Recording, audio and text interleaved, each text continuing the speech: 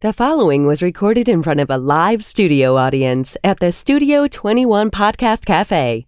This is the United Podcast Network.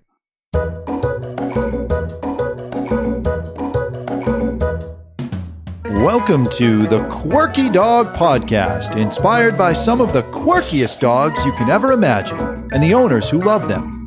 This podcast is brought to you by the quirky couple themselves, Scott and Jess Williams. Their aim is to educate and entertain. Here's Scott and Jess. Welcome, guys. We have special guests with us today, Brittany St. Ahmad and her awesome German Shepherd, Havok. So we are excited to have him here today in the podcast. He's never been on a podcast before, and he's having a great time. But first, we're going to start with the quirky tip of the day. Oh, was that my cue? No, your cue is next episode. Okay. Scott loves to take that pig cue. If you do not already, hold on, I got you treats even. If you do not already follow him on Instagram, his handle is Havok, HAVOK_the great. So that is our quirky tip of the day, and he loves donuts, you guys. I don't know how this is going to go, but he loves donuts, so I brought donuts, and I told Scott he couldn't even have one until we got started. So welcome, Britt and Havok. I'm going to let you guys be in charge of the donuts, and Havok may not be on the chair the whole time because he's a little big, and these chairs are swivel chairs, but we're excited to have him. Yeah, he's excited about those donuts. So, do you give him one with sugar, or do you want to give him a plain one, or what are you thinking? He can have whatever he wants. Doesn't matter. Well, I'm sure he'll take the whole box. Yes, he will. Okay. All of a sudden, we've turned into a donut eating contest on our podcast. Here, Britt, you can give him this, dole it out here. This is how we got him going. We're very glad that he's social and he doesn't think he's here doing bite work. So Havok is here because he is like an Instagram phenom. I mean, Britt's a nice person and everything, but how many followers does he have? I want to say it's about 47,000 now. Yeah, he has a lot. Okay, buddy, come here. You got to come over here. He's like, I love this podcast. This is great. So was this the thing when you got him? Like, did you want to have an Instagram following and make an Instagram account for your dog? How did this start? It was kind of random, to be honest. My whole Instagram page ended up being him, so somebody joked and said, why don't you just make him his own Instagram page? That made you feel bad. So, yeah, pretty much. So I said, all right, why not? Give it a try. And then it blew up. Yeah, As you can it's see, crazy. People really like Havok. So. I mean, you always have said he's such an attractive dog. He's a good-looking dog, yeah. Yeah, Scott's pretty critical when it comes to his shepherd. For a German Shepherd. No. Uh-oh. What is his lineage? He is... Let's see, West German and some Czech dogs in there too. So he thinks this is pretty crazy. Yeah, he can go on the bed at any time. We're keeping him from swiveling. I know. I see that. Would you like to get down? Good. Perfect. Right, good. Going to bed. So what do you do with your time rather than just be Havok's mom and Instagram bitch or whatever you want to call whatever you do for him? That's a good question. That's an I'm not totally title. sure. Let's see. Well, I have 4 German Shepherds. So he's not the only special one, huh? He's not. He is number 1. Everybody knows that. Yeah. He was my first shepherd. But I have 3 females. Uh-huh. I have 2 females that are younger. One's 3 and one's 2, and we do IPO, IGP, Come here, buddy. whatever we call it these days. You're a good boy. Yeah, I know. changing. It's got a lot of names. It used to just be Schitzen. Yeah, no, it's not anymore. And then I just adopted last May a 12-year-old female. Oh, nice. An older dog? Yeah. That was nice of you. So good. I have my And then you're working at, what, a vet's office? Yep, I work at Mitchell Animal Hospital. Yeah, so if you ever need any hookups in New England, Britt knows what to do. If you're going to have a dog like this, a working dog, you should actually work it. And she's titled the dog and put a lot of time into working with him. What do you do with him specifically? Well, I always did IGP with him, or Schutzen at the time. IPO, IGP, yeah. Yeah, so that's originally why I got him. And that's tracking and obedience and bite work. And oh, yeah, so he's a difficult dog, we'll say. I've learned a lot with him. You mean when you were training for the sport, you had some issues? Yeah. What was the most challenging stuff? Was it the bite work or the tracking or everything? Obedience. Yeah. He likes to just do what he wants to do. So we had a lot of trouble with that. He enjoys it, but a little too much. So we usually lose our points because he can't be quiet. Yeah. So and he just wants to get to the biting part because that's the most fun part. He's not stupid. Nope. So Britt is like an awesome dog owner, and Scott mentioned if you're going to own a dog like this, you better work them and do something like sports with them. Yeah. But you dedicate like your whole life to your dogs. It's crazy. I mean, let's get a little rundown here of what you do on a daily basis. You don't have a relationship, right? No. I don't have time for that. I have dogs. And some people would argue she does have a relationship with Havok. He is the love of your life. Yeah, nobody could replace him. Well, I get up very early. I get up at like 5:30 in the morning, so I have to be at work for 8. I load all the dogs up in the car, drive down to the field, and each dog gets their own chuck it, fetch time. for like 15 minutes or so before work. Yeah. But then I go to work for 10 hours. So then when I get home, they're ready to go again. Yeah. So I did just get a Firepod dog treadmill, which is nice. like the best purchase we could have ever made. Yeah. And he's like a psycho on that. Is that motorized or how does that No, work? it's like they make it go on their slap own. mill? Yep. Yeah. So you can't say RUN or he'll go insane. But that's what he would do if you let him for hours. Yeah, and that just lets him burn off energy and everything else. And the girls. So. Yeah. The girls too. The girls exist also. Yes. But Havok is the real star. So what is your Instagram secret here? I mean, obviously you and Havok together are attractive on Instagram and everybody likes a cute young blonde on Instagram too. But a lot of it is just the draw of him. So what is your strategy with all of that? And where is it saying we got to buy a German Shepherd now? What the hell are you saying? Well, I think get famous. I think we'll start with a German Shepherd rather than a young attractive blonde. So the first thing that happened is I posted a picture. I forget what it was, but everyone always said the hashtags were important. Yeah. So, I'm like, hashtag German Shepherd, right? And a police dog page shared a picture of him and it got like 16,000 likes. And I was like, oh my God. So I'm like, all right, I see how you do this. So they actually are the ones who told me if you do the right hashtags, you get the most likes or whatever. Yeah. So, Get the views, yeah. Right. So that's kind of what I did. And then I also found that the key is not to only hashtag about the dog, but hashtag blonde girl. No.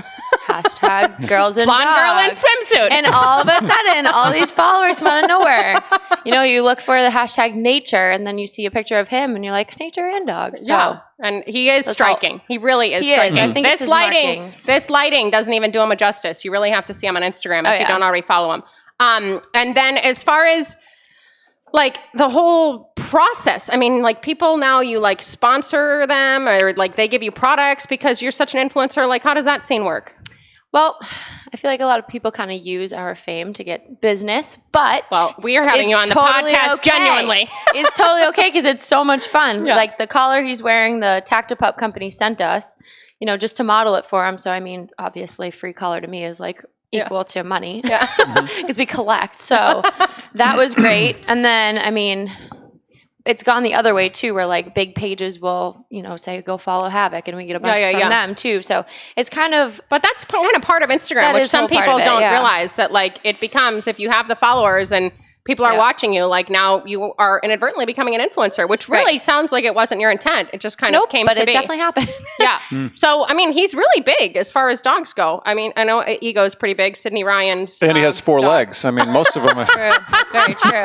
I think people like that he's not just for looks, and he's actually a working dog too. Like a lot of the big pages you see that the dogs are pretty. Just cutesy. But they're just, dogs. On the couch. Not that he's not on the couch all the time now, but he has like, a background behind him, and I have him for a reason and that kind of thing. So I think people really like that. And how old is he now? He's 6. Can I have a Havok friendly donut? Yeah. He's getting Nancy over there. He's been very well behaved on the podcast. Yeah. We thought cheese was exciting until we had donuts. Now he's really excited about the donuts. Yeah, no, donuts. Ed, you want a donut over there? we would share with you guys out there. But I'll get one on break. I'm just going to throw it in your direction. It's going to have to be in our Havok care package. So what is your favorite thing about Havok? I know all about heart dogs and that dogs are super important. Yeah. What would be your number one quality that you love about him? Well, so I've wanted a German Shepherd since I was probably 5. Mm-hmm. My parents were not into it. My mom hated German Shepherds, totally afraid of them. My dad had one growing up, but it took me until I finally graduated college to finally get my dog. But I told the breeder exactly what I wanted. Mm-hmm. And I swear to God, she made him in a laboratory for me. That's nice. He's exactly what I wanted. He's challenging, but I feel like I've learned a lot because he's so challenging. Yeah. But I mean, I don't stay mad at him long for sure. He's definitely like a huge sweetheart. And this is one of my favorite parts about him. It's nice. He's very stable. He's very social. Easy. Yeah. He has his quirks for sure. We'll work for donuts. As long as the burglars don't bring any donuts, you're good to go. Pretty much. That would really worry me. But yeah, I just like that I can do this with him. Have you done any kind of detection work aside from your tracking that you were originally doing for the sport? Because that'd be something fun to do. That would be fun. However, I did, my 2 girls do happy ratters where they basically like barn hunt stuff? Yeah, kind of like that. Yeah. And I tried it with him. However, his prey drive kind of took over, and he really wanted to kill the rats. So we could do detection works, not with any live animals. Yeah, you could have them, do drugs. Looking for drugs and then feed them donuts. Yeah, I'd love to do stuff like that with He's got a great nose. Yeah. So, I mean, I feel like he'd be good at that. He gets overstimulated with the little animals. So. Yeah. Well, that didn't work out. That's drive. And really, rightfully so, your parents made a good decision. I mean, if you got a great dog when you were 5, it never would have worked out as well. I mean, you're an adult. And I wouldn't have been able to have this dog at 5 years old, that's for sure. Hopefully it wouldn't have gotten into your hands at 5 years old. Parents, they wouldn't have been able to discipline you because the dog would have protected you. Exactly. So that would have been a little rough. But do you have siblings or are you an only? I have a brother. Okay. Yep. He's 30. He's older. But he doesn't have any awesome dogs like you. He's a Pomeranian. Oh. We have one of them, too. Huh. We could have brought her. That could Havok spray drive. We could have taken care of that issue for sure. Put her in a box. Keep them separate. You're a very good boy. You're very sweet. So what is a good rule of thumb as far as owning responsibility when you own a dog as powerful and as intelligent and as active and everything as him? What would you say Well, just categorize him as a working dog. He's just not your companion animal. Yeah. Right. He's definitely my pet, obviously. But I think a huge part of it is knowing what I have. He's dog reactive. He'll bark at dogs when I walk by, so I try not to set him up to fail. Yeah. If there's going to be a place with a ton of dogs or Is he off-leash dogs, loose with dogs? It depends. He can get a little bit To be strong. honest, I think he only likes German Shepherds, which is kind of odd, but I know that. He's an elitist. Yeah, exactly. He loves my other dogs. He plays with puppies, little dogs, but I have to... Depends on the other dog's energy and all that stuff, But I feel like that's important when you own a dog like this, is you have to know. And he's intact, right? Yes.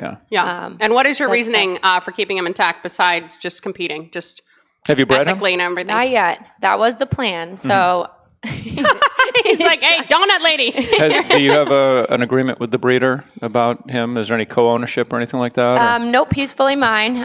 So I intend to breed him to each of my females, but I am working on titling them first. Mm-hmm. So we got the health clearances. Well, your house is going to be a nightmare then. Oh yeah, for sure.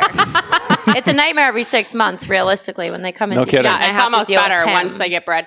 No, but I mean, are there health benefits and behavioral benefits of keeping him intact otherwise? This is tough because I work for a vet. I know. I'm kind of leading you here because I want you to go there. What Sarah's if they not watch listening. This? I mean, I always believed that, you don't... he definitely matured better. Yes. Because he's been intact. Yeah. And you can see that just based off of him compared to his siblings that were spayed or neutered. Yeah, earlier. they get a little weedy almost. Yeah. It's really nice, or it's not nice, but it's interesting when you see siblings, when you've seen one that's been spayed or neutered early, and they're all lanky and weird looking. Right. And then the one that isn't looks normal. Yeah. I mean, he's not a really thick or huge dog by any means, but I can't imagine what he'd look like if I had neutered him before, which is not really the whole part of it. But, I mean, there are risks to keeping him intact, of course, but typically the risks are...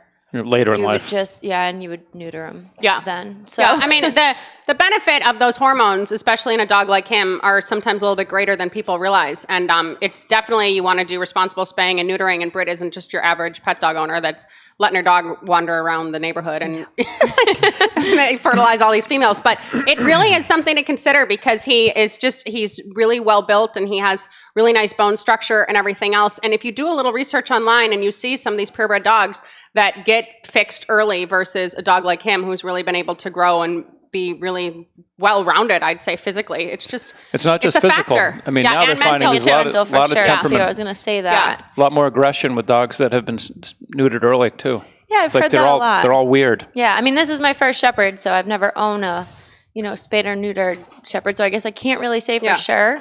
I know. I kind of mainly did it, obviously, because I wanted to breed him, and everybody in the sport was saying, keep him intact. Yeah. So I don't know. Well, he has to be intact to compete, right? I don't know. I think in ring they do, right?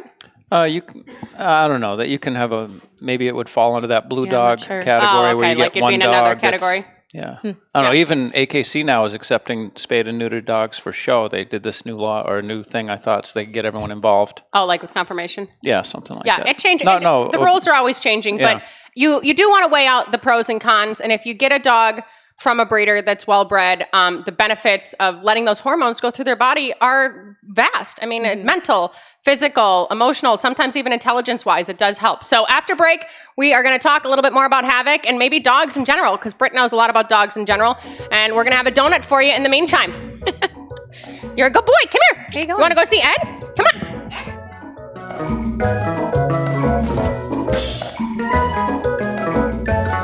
Does your dog seem anxious? Would you like your dog to relax? Do you want to feel more in control? Would you like your dog to cooperate? HowToCalmYourCanine.com. That's HowToCalmYourCanine.com.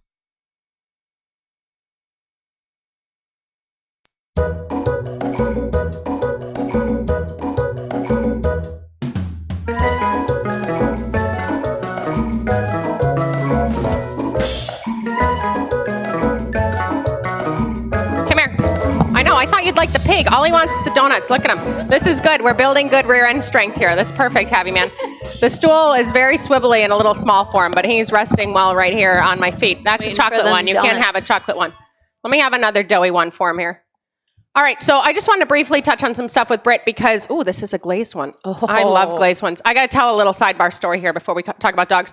So when I first knew Scott, he called me and he goes, hey, I'm going to go to Dunkin' Donuts. Do you want me to get you a donut? And I thought, oh, yeah, like that's a great idea. Like, thanks for calling. And he brought 2. There were 2 donuts in the bag. And I thought, oh my God, how smart is he? Like, I mean, of course. So I ate them both real quick. And then he walks in and he's like, hey, where's my donut? He goes, I bought one for each of us. And I didn't even think twice. I just thought, I'm a little bit like Britt. I like my food. Had a big appetite. Yeah.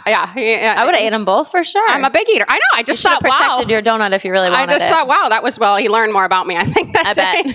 So you're working in the vet's office, and then do you go around and do some of the mobile vetting too, or you're mostly just in the office? Yeah. Okay, so talk to us a little bit about people and dogs and being at the vet and how maybe that looks now and maybe how they can manage them a little bit differently. We just did a video a few weeks ago on going to the vet, and people were just floored with like how simple it could be and how easy you can make it look, and just some precautions that maybe people can take, and maybe how it's even changed since you first started going to a vet until now, like how people are changing. Now that you're an old lady. Yeah,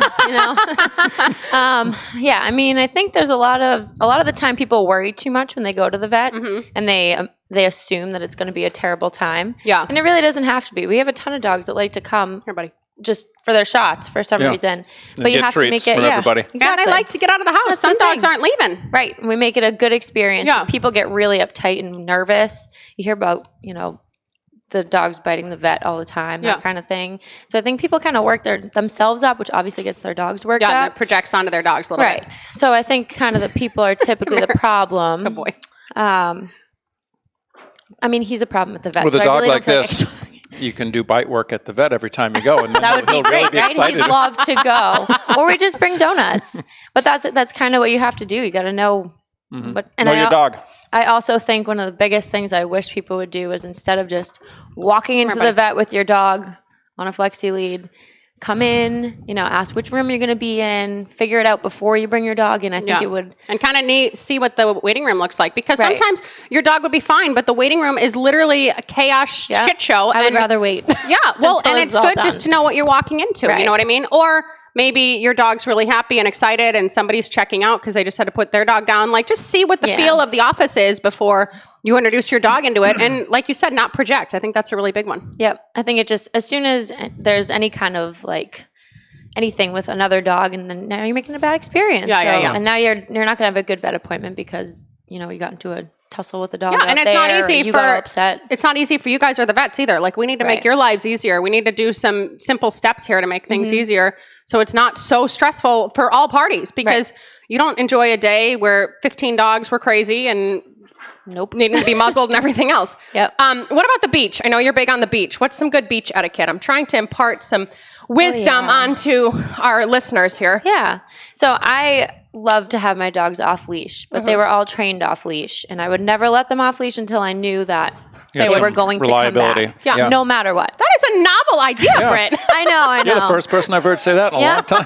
And I won't go to the beach unless it's a beach that you can see everything, all angles, because of course. No surprises. Right. Yeah. Not to say that won't happen. One day I thought I was the only person on the beach with him who's having a great time. And all of a sudden, out of nowhere, 2 Shelties came flying up, and they chased him across the beach. Now, he could have turned around and killed them, but instead he was a little freaked out, which just kind of ruined our time. Yeah. And then 5 minutes later, the guy came. So that's bad etiquette. If you can't see your dogs for 5 minutes at a time. Right. We do the same thing. You got to see them at all times. No, it's true. And then you have 4 dogs all together, right? So do you have them all together, or you separate? And we do the same thing, because For me, like Scott and I, when we have smaller dogs than you have, like if we needed to, I guess we could swoop up one in each arm. Do that. I have done that, but it's a little painful. But even that, like if we're really talking about a situation here, technically he should have one border collie, I should have one border collie. You know what I mean? And even if you have great control over your dog, if another pack of dogs runs up to it or one real big pain in the butt dog, a numbers game is an issue. Like you don't want to start having a real problem here on the beach and then you're the only one in between them. And like the guy with the Sheltie, if something did happen and he was nowhere to be found, you're having to... It would have been your fault, first of all. Absolutely, because I have the German Shepherd. Yeah. So. The aggressive dog. But I mean, you also have to, like, I will bring more than one dog if I have more than one person. Yeah. You know, so if my mom wants to come to the beach, I give her a dog too, but you're in charge of this dog. Yeah. Which ends up kind of being me anyways. But... I was going to say, your mom is... She can figure it out. Yeah. She's come a long way. We give her the older dog. Oh, yeah. The easy ones. But it's, I mean, I still, even if I think there's nobody on the beach, I still worry because you kind of have to, which it's really sad that way too. But if you're not prepared, then you're really going to have a situation. So you need, and even, like you said, you prepare as well as you can. And then sometimes dogs fly up and everything else. So, no, so these... You don't go to the dog park, is what you're saying? I try to stay away from there, yeah. Scott's going to let the dog park thing right on a few podcasts there. He's not letting that one go quite yet. What about hiking? New England's beautiful for hiking. Not everyone in the country has a beach. We don't have just local listeners. What are your hiking protocols? Because it's nice, guys, to hear from a responsible dog owner. We always sit up here and we preach left and right. You should do this. You should do that. Yeah, but it's like we're the bad guys. Now we have a third party that actually is. I'll be a bad guy too. Don't worry. So for him, for hiking, it depends where we're going. It depends time of day. Like today would have been a great day to go for a hike because it's disgusting out and it's a Monday. People aren't going to be out there, Right, typically. But, you know, you always end up running into somebody. But my females they're all really good off leash. You're so funny. My problem with him is even if he's off leash and he comes right back, if there's another off leash dog, that's tough. You don't want to have a problem. Yeah, because they're going to follow him right to you. And they that's don't the listen. problem. Yeah. So typically I use e-collars for my dogs because to me it's kind of like the equivalent of a leash. And they've all been trained on it, obviously. But it depends on the mountain. I mean, we've done like Mount Major, where it can be really populated, and I just leave my dogs on leash, so I don't have to worry about it. And also the other thing is cliffs. I'm not trying to let my dogs run off a cliff. Especially a dog like this, Right. He sees a ball. He thought he saw a ball. A bird goes to fly, and you know it's just not worth it to me. And Small I'm also animal. A squirrel. I'm definitely a helicopter mom. I mean, I'm a little too on them sometimes, but I'd rather that than, you know. Well, they're alive. They have all their limbs. Right. They're active. I've been hiking with people who have like 2 or 3 dogs and just let them go, and then they don't see them for a little bit. I'm like, what's happening? I panic. Like, where are your dogs? Oh, they'll come back. If they don't fall off the mountain. Yeah. So. Well, and I think there's a difference between, like you say, helicopter mom or like dog moms or whatever, and these like fur moms that we're kind of seeing right now. So what would be your kind of criteria with that? But like, I mean, same as you. My dogs are like the center of my universe, everything else. But there's a difference, I think, between like loving your dogs with everything you have and giving them boundaries versus just giving them everything. I mean, what are you? They still have to have boundaries, especially a German Shepherd like him for sure. You know, I give him a lot. He gets donuts every day. Yeah, he's upset that the pretty donuts much runs my life, are fading out here. Right, but that doesn't mean he's allowed to do whatever he wants. So I think there's a big difference between like what we would call like a fur mom where their dog can do no wrong and he doesn't have to sit when you ask him. He doesn't have to do anything. He doesn't have to stay off people. He doesn't have to not crawl in Jess's lap. I mean. Well, the thing is though, when you have a working dog with the high prey drive and all that, they're not the average dog. No. They do need to be handled differently, you know? Because like my Malinois, if I let him loose in the woods, I mean, he might run into a tree and knock himself out. Exactly. He's kind of a retard. And do you use a crate with him? Oh, yeah. Yeah. Yep. All my dogs are crated, first of all, because they're intact. Yeah. So I can't just let everyone run amok, just having fun. So obviously. And I think crates are so important as well because, I mean, I could leave his crate wide open and you'll find him sleeping in it. Yeah. It's like their own little safe space. Yeah, he has his own little... Who's here? Is there finally a good guy to bite? He didn't know if he was coming to bite somebody or eat cheese and donuts, but he's happy either way. Well, thanks so much, guys, for coming on. Literally, if you have not seen Havok's page, he is one of a kind. Havok, HAVOK _the great. And Britt, we appreciate having them on. And Havok is a very good boy. Yeah, he's great. Sweetheart. Yeah. Nice to meet you finally. Yeah. Don't go out and get a German Shepherd just because Havok's great. But start with a German Shepherd stuffy. Take care, guys, and keep it quirky. Good boy. You did good boy.